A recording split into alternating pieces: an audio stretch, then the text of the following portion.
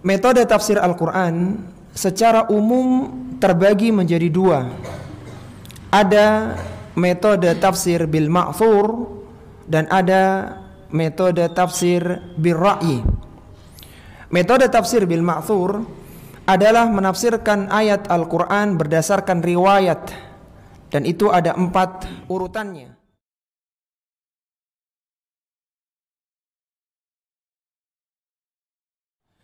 Bismillahirrahmanirrahim. Assalamualaikum warahmatullahi wabarakatuh.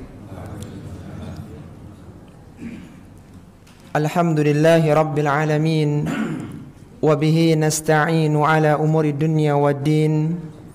Assalatu wassalamu ala ashrafil anbiya'i wal mursalin, nabiyyina Muhammadin wa ala alihi wa ashabihi ajma'in, amma ba'du.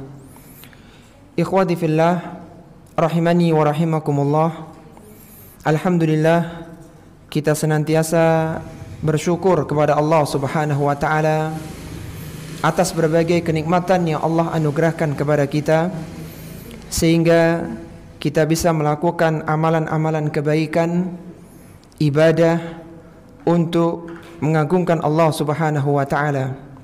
Semua itu adalah dengan nikmat dan taufik dari Allah Subhanahu wa ta'ala, dan kita mohon kepada Allah semoga amalan tersebut diterima oleh Allah Subhanahu wa ta'ala dan Allah mengampuni semua dosa dan kesalahan kita.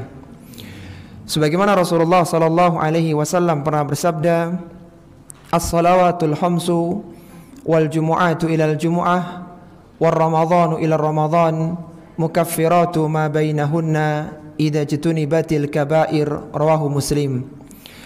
Kata Nabi sallallahu alaihi wasallam, salat yang 5 waktu, Jumat yang satu ke Jumat berikutnya, Ramadan yang satu ke Ramadan berikutnya, semua menjadi penghapus dosa di antara keduanya idza jutunibatil kabair, apabila dijauhi semua dosa-dosa besar. Ikhwati fillah, rahimani wa rahimakumullah.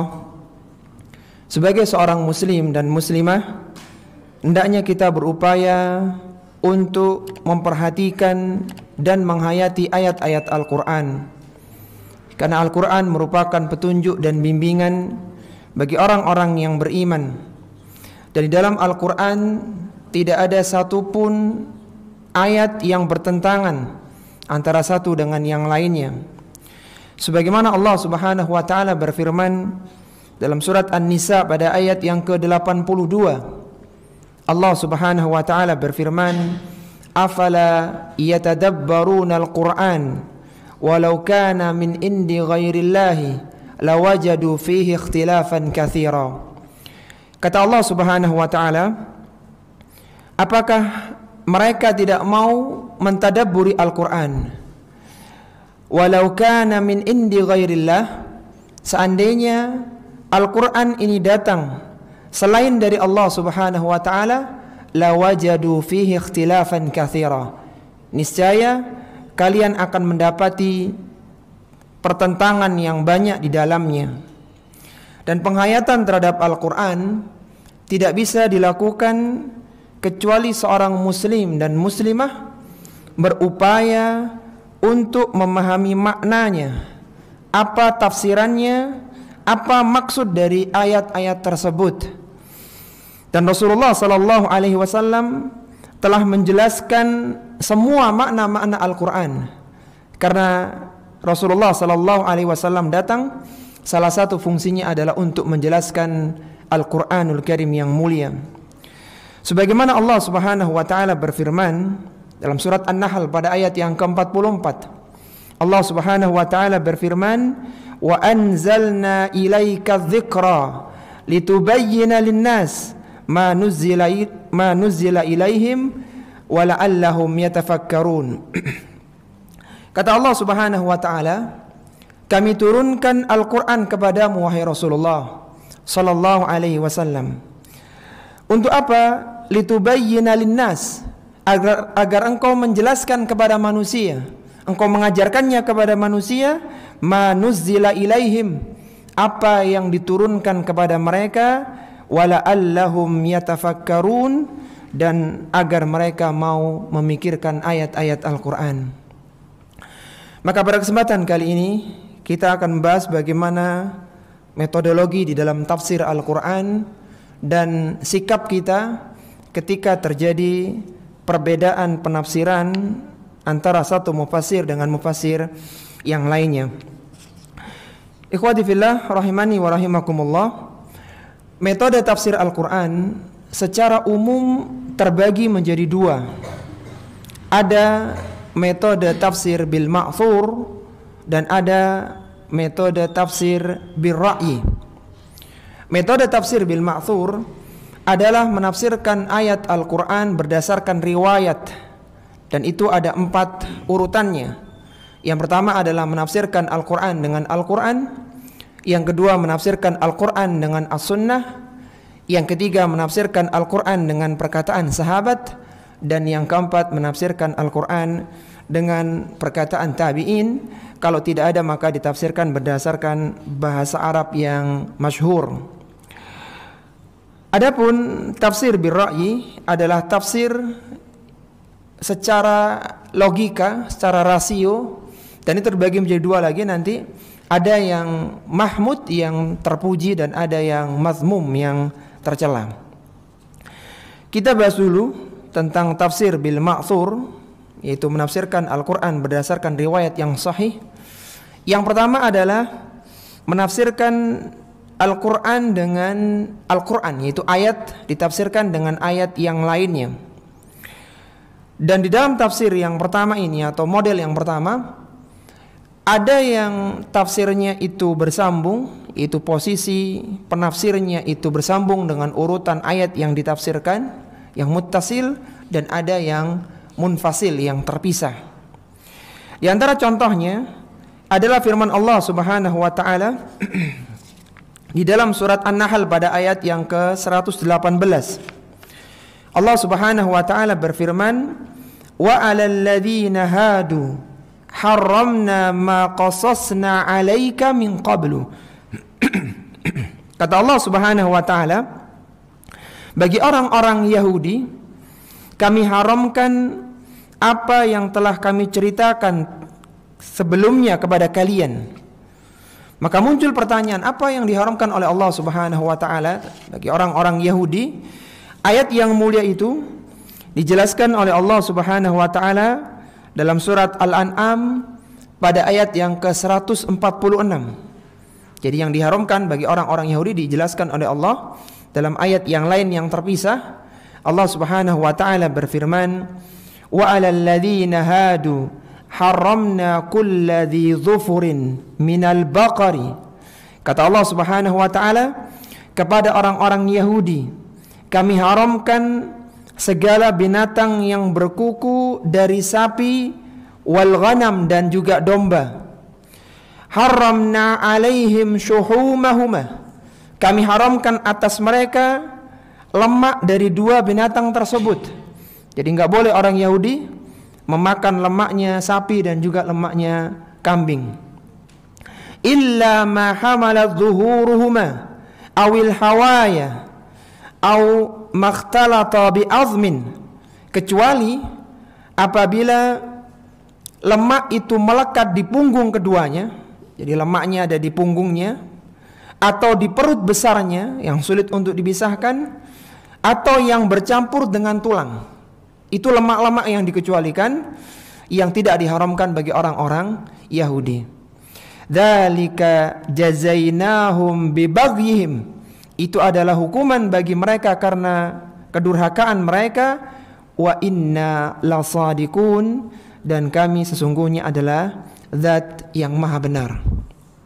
Yang menjadi penekanan kita, ikhwati fillah rahimani wa rahimakumullah, bahwa ada ayat yang menjelaskan bahwa makanan-makanan yang diharamkan kepada orang Yahudi salah satunya adalah yang dijelaskan sebelumnya, maka disebutkan oleh Allah Subhanahu wa taala di ayat yang lain, yaitu lemak yang berada di sapi dan kambing dan beberapa yang dikecualikan. Ini salah satu contoh tafsiran yang munfasil, yang terpisah. Itu ayat ditafsirkan dengan ayat yang lainnya. Adapun di antara contoh yang muttasil, yang bersambung, dan ini sangat banyak ya. Salah satunya adalah tentang sifat halu'a di dalam Al-Quran di surat Al-Ma'arij, yang mana halu'a adalah orang yang ketika mendapatkan kebaikan mereka sangat pelit, dan ketika mendapatkan keburukan maka mereka berkeluh kesah. Dan sekali lagi itu sangat banyak sekali di dalam Al-Quran. Kemudian tingkatan yang kedua, metode tafsir Al-Quran bil ma'thur adalah menafsirkan ayat dengan as-sunnah. Itu ayat ditafsirkan dengan hadis Nabi SAW, karena Al-Quran merupakan penjelas dari Al-Quran, karena as-sunnah merupakan penjelas dari Al-Quran. Ayat yang setelahnya menjelaskan tentang kenapa mereka itu tidak bisa melihat Allah Subhanahu wa ta'ala. Maka Allah menjelaskan, kalla bal rana ala qulubihim ma kanu yaksibun.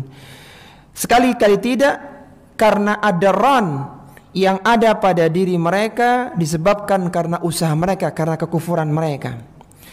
Maka datang satu riwayat dari Nabi SAW, dari sahabat yang mulia Abu Hurairah radhiyallahu ta'ala anhu, yang menjelaskan tentang makna ran dalam ayat yang mulia tersebut. Rasulullah SAW bersabda, innal mu'mina idza aznaba kanat nuqtatun sauda fi qalbihi. Seorang mukmin apabila dia melakukan dosa, maka Allah Subhanahu wa ta'ala akan memberikan nuqtatun sauda, akan memberikan satu noktah hitam di hatinya. Fa in taba wa naza'a wastaghfara sukila qalbuhu. Apabila dia bertaubat, dia menyesal dari dosa-dosanya, dia beristighfar, sukila qalbuhu, maka hatinya akan dibersihkan, noktah hitamnya akan dihapuskan. Fa in zada zadat, dan semakin banyak dia bertaubat maka semakin banyak dibersihkannya. Fadzalika ar-rana alladhi dzakarallahu fi kitabihi kalla bal rana ala qulubihim ma kanu yaksibun. Kemudian Rasulullah menjelaskan, itulah yang dimaksud dengan ran yang Allah sebutkan di dalam kitabnya, kalla bal rana ala qulubihim ma kanu yaksibun. Kalau kita kaitkan dengan ayat yang mulia tadi, ikhwati fillah rahimani wa rahimakumullah, kita bisa bayangkan kalau seorang mukmin saja yang melakukan maksiat, maka ada apa tadi di hatinya? Ada noktah hitam. Bagaimana kiranya orang kafir yang mereka berada di dalam kehidupan yang bergelimang dengan dosa dan kemaksiatan, bahkan kekufuran mereka itu maksiat yang besar kepada Allah Subhanahu wa ta'ala. Maka kita bisa bayangkan bagaimana gelapnya hati mereka yang tidak pernah taubat kepada Allah Subhanahu wa ta'ala. Maka Allah katakan, kalla bal rana ala qulubihim ma kanu yaksibun.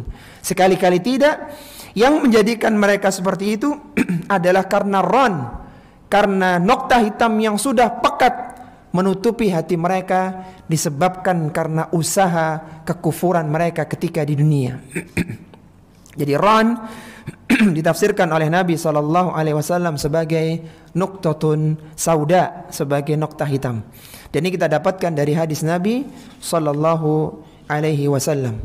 Dan contoh yang lainnya diantaranya adalah tentang makna kalimah thayyibah yang disebutkan dalam surat Ibrahim, yang mana seorang muslim akan dimudahkan mengucapkan la ilaha illallah ketika di alam kuburnya dan ketika menjelang ajalnya, yang itu merupakan salah satu bentuk al-qaul tsabit. Kemudian tingkatan yang ketiga, tafsir bil ma'thur, adalah Al-Quran ditafsirkan dengan perkataan sahabat. Apabila tidak ditemukan tafsiran Al-Quran dengan Al-Quran atau Al-Quran dengan As-Sunnah, maka tingkatan yang ketiga, seorang mufassir akan mencari adakah perkataan sahabat yang menjelaskan tafsiran ayat tersebut. Kenapa tafsiran sahabat ini dirujuk? Karena para sahabat adalah generasi yang tahu saksi sejarah turunnya Al-Quranul Karim. Sahabat adalah generasi yang paling paham bahasa Al-Quran, dan sahabat merupakan generasi yang paling berhati-hati di dalam menafsirkan Al-Quranul Karim yang mulia. Sehingga Rasulullah SAW dahulu merekomendasikan agar belajar dari 4 orang sahabatnya yang direkomendasikan untuk mengambil Al-Quranul Karim yang mulia. Sebagaimana Rasulullah SAW bersabda, "Khudul Qur'ana min arba'atin." Ambillah ilmu Al-Quran dari 4 orang sahabatku. Ini perintah dari Nabi agar belajar Al-Quran dari para sahabat. Siapa mereka? Kata Nabi SAW, min Abdullah bin Mas'udin. Yang pertama dari Abdullah bin Mas'ud, kemudian perawi yaitu Abdullah bin Amr radhiyallahu ta'ala anhu mengatakan, fabada'a bihi. Pertama kali Rasulullah menyebut yaitu Abdullah bin Mas'ud radhiyallahu ta'ala anhu. Wa Salim maula Abi Hudzaifah. Kemudian yang kedua adalah Salim maula Abi Hudzaifah. Yang ketiga Mu'adz bin Jabal. Dan yang keempat wa Ubay bin Ka'ab, yaitu Ubay bin Ka'ab radhiyallahu ta'ala anhu. Coba tadi 4 sahabat siapa saja? Abdullah bin Mas'ud, kemudian siapa? Salim maula Abu Hudzaifah, yang ketiga Mu'adz bin Jabal, dan yang keempat Ubay bin Ka'ab radhiyallahu ta'ala anhu. Yang menarik ikhwati fillah rahimani wa rahimakumullah, kenapa Rasulullah sallallahu alaihi wasallam memulai penyebutan Abdullah bin Mas'ud pertama kali, bukan sahabat-sahabat yang lainnya? Abdullah bin Mas'ud adalah seorang sahabat ke-6 pertama yang masuk Islam melalui mujizat yang dilihatnya. Itu mujizat Nabi sallallahu alaihi wasallam yang dilihatnya ketika berada dengan Abu Bakar As-Siddiq radhiyallahu ta'ala anhu, ketika Abdullah bin Mas'ud masih menjadi seorang pengembala domba. Dan setelah dia tahu mujizat itu, maka masuklah Abdullah bin Mas'ud masuk Islam. Belajar dia ayat-ayat Al-Quran 70 surat, dia langsung belajar dari Nabi sallallahu alaihi wasallam tanpa perantara. Dan surat-surat yang lainnya itu dengan perantara. Kita tahu ya, surat dalam Al-Quran ada berapa? 114 surat.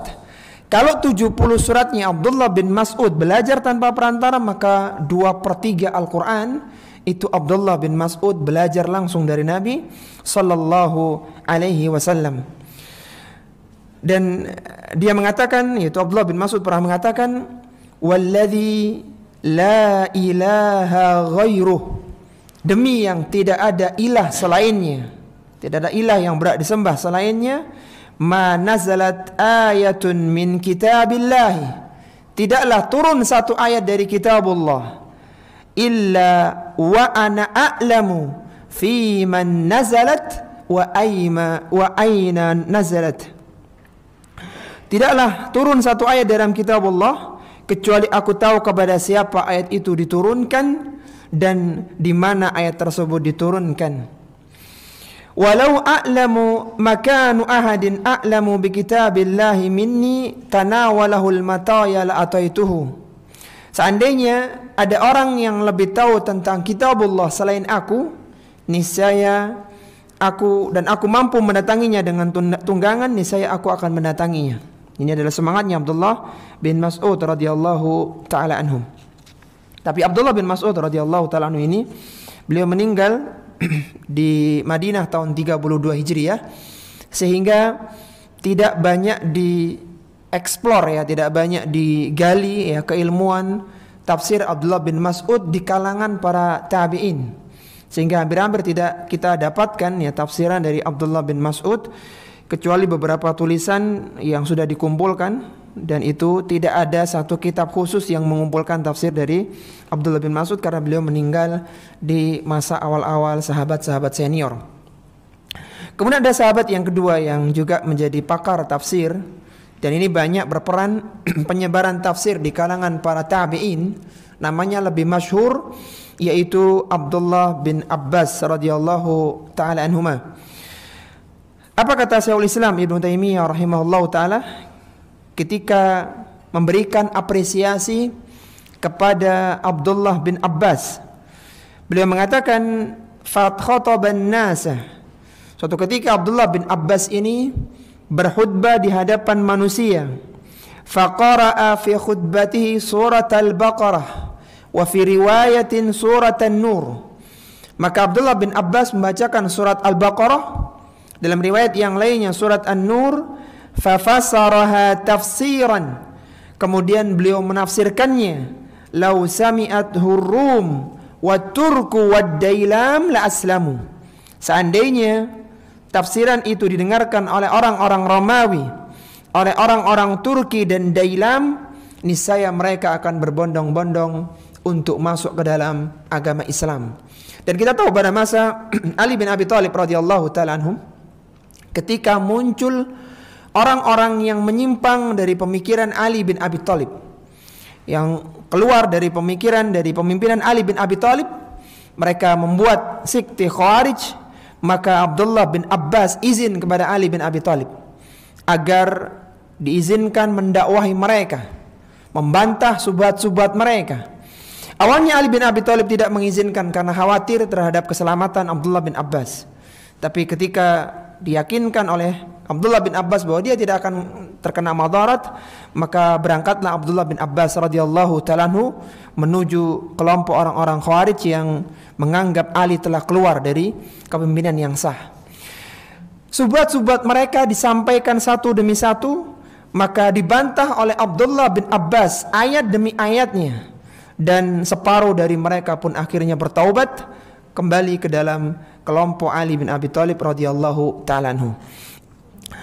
Taib, kemudian yang keempat adalah Al-Quran ditafsirkan dengan perkataan tabi'in. Kenapa ditafsirkan dengan perkataan tabi'in? Karena tabi'in ini tidak terkontaminasi dengan pemahaman yang sesat.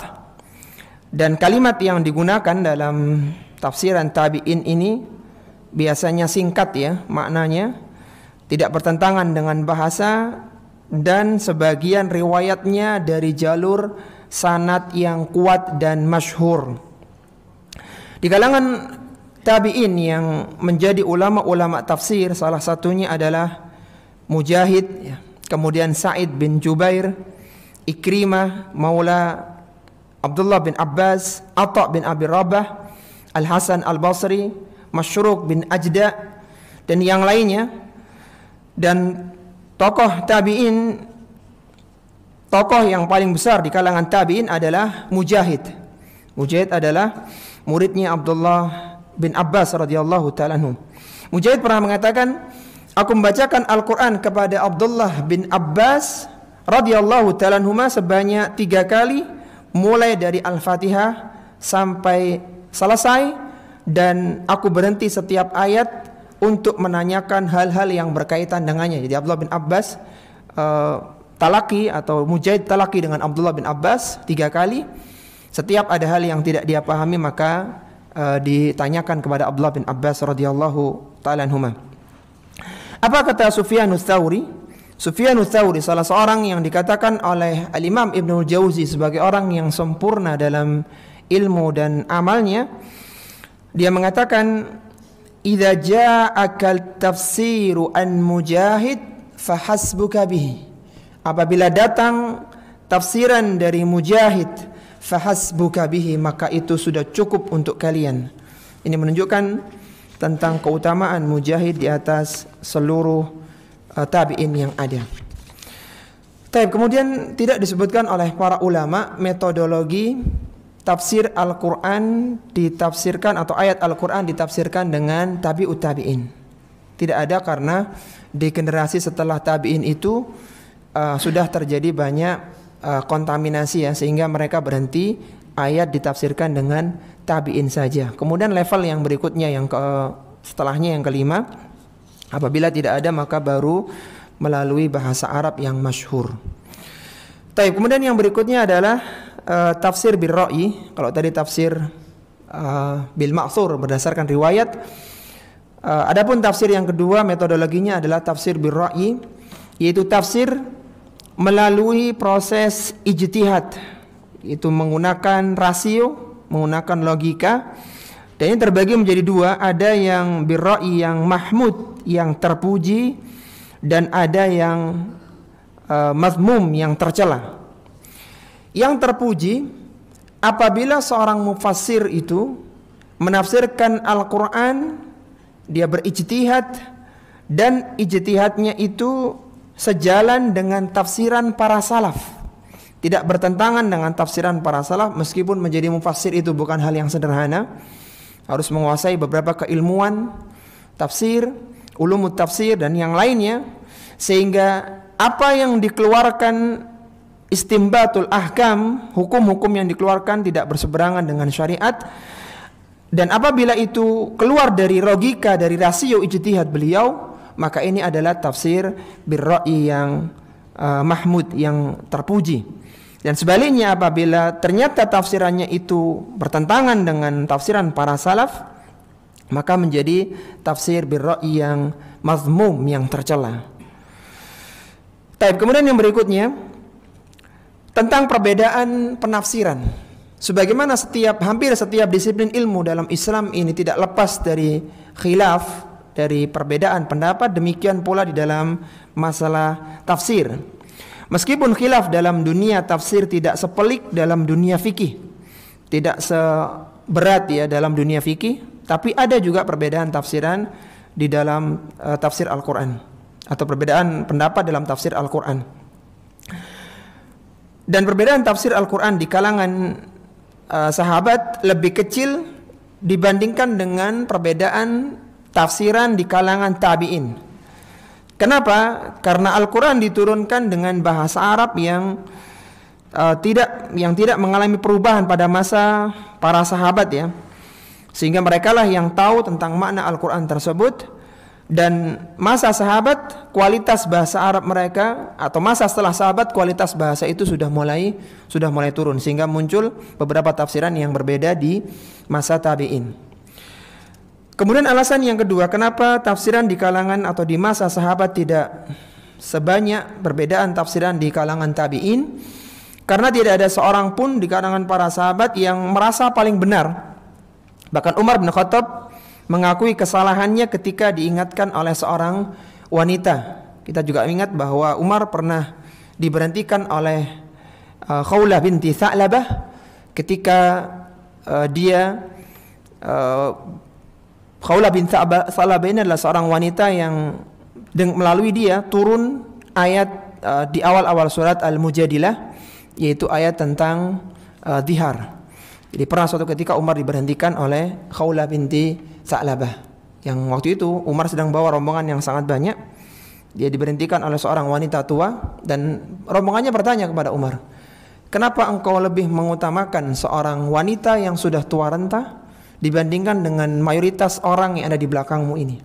Maka Umar berbalik bertanya kepada dia, tahukah engkau siapa yang berhentikanku tadi? Kata orang, saya tidak tahu. Dia adalah Khawlah binti Tha'labah. Khawlah binti Tha'labah adalah ketika dia mengadukan permasalahannya kepada Rasulullah sallallahu alaihi wasallam, maka turun ayat dari langit yang ketujuh, yaitu surat Al-Mujadilah, untuk menyelesaikan permasalahannya. Kalaulah Rasulullah saja mendengar keluhannya, Allah menjawab permasalahannya, siapa pula Umar yang seharusnya lebih siap mendengar perkataan Khawlah binti Tha'labah. Ini menunjukkan bahwa para sahabat adalah orang yang sangat berhati-hati di dalam masalah Al-Quranul Karim yang mulia. Kemudian perbedaan penafsiran yang terjadi di generasi awal itu hanya pada ikhtilafut tanawwu, bukan ikhtilafut tadad.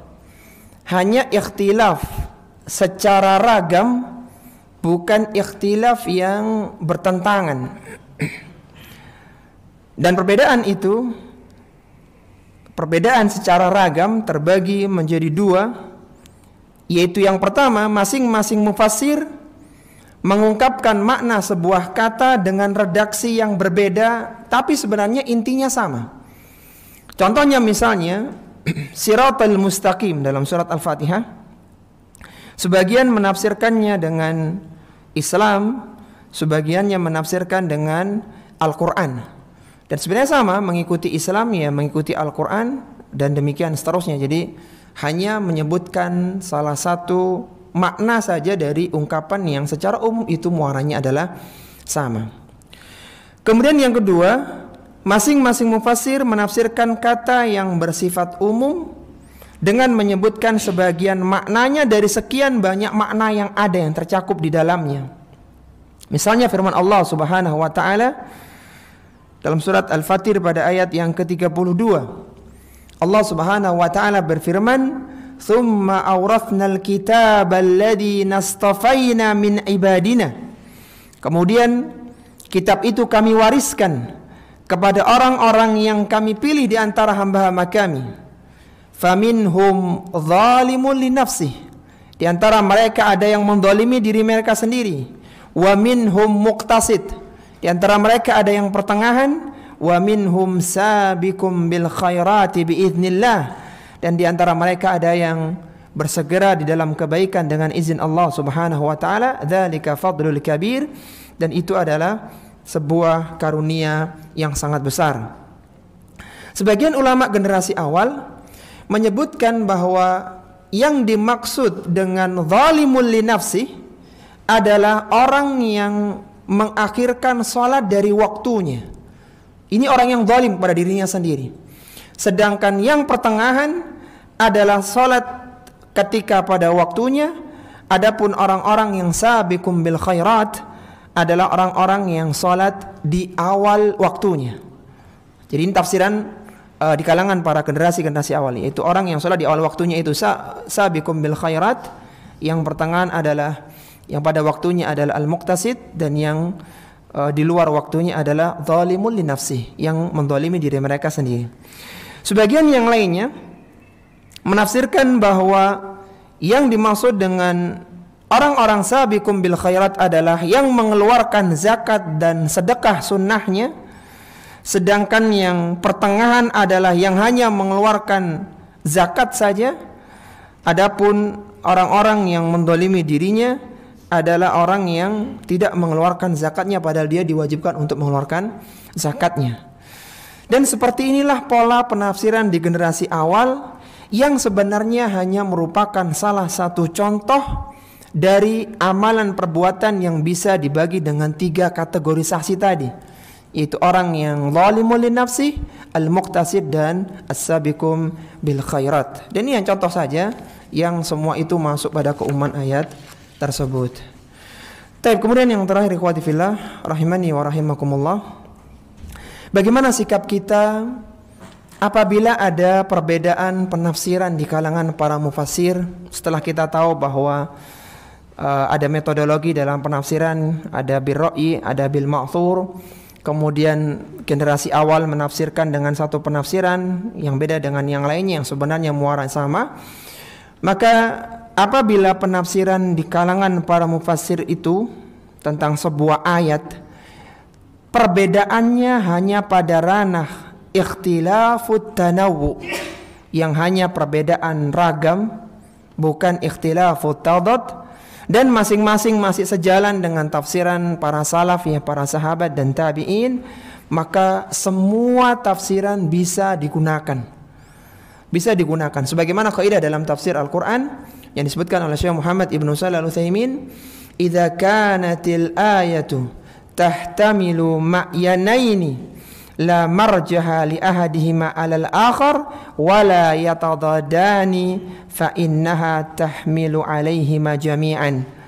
Kata Syekh Muhammad Ibnu Shalih Al-Utsaimin menyebutkan kaidah tafsir, apabila satu ayat memiliki kemungkinan makna yang tidak bisa dikuatkan antara satu dengan yang lainnya, wala yatadadani, dan tafsiran itu tidak saling bertentangan, fa innaha tahmilu alaihima jami'an, maka ayat itu bisa ditafsirkan dengan tafsiran tersebut.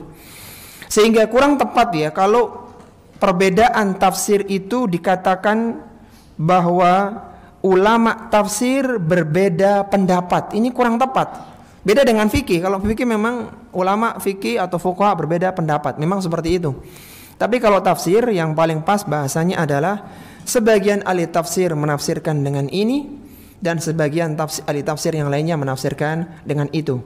Atau dalam ayat ini ada sekian tafsiran para mufassirin, tafsiran yang pertama begini, tafsiran kedua begitu, dan demikian seterusnya, yang kembali lagi rata-rata tafsirannya tidak saling bertentangan tapi hanya menunjukkan ragam.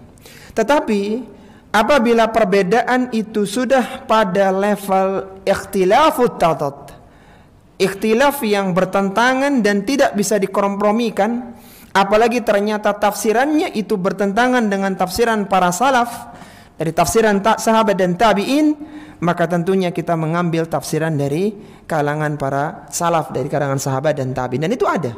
Jadi ada memang kitab-kitab tafsir yang memang menyimpang, yang tidak tepat, ya, berdasarkan ra'yu, tidak berdasarkan riwayat, dan menyelisih kitab-kitab tafsir yang mu'tabar. Sehingga kita harus berhati-hati di dalam mempelajari ilmu tafsir Al-Quran, dan semoga kita dimudahkan dalam memahaminya dan dimudahkan mengamalkan Al-Quran dalam kehidupan kita.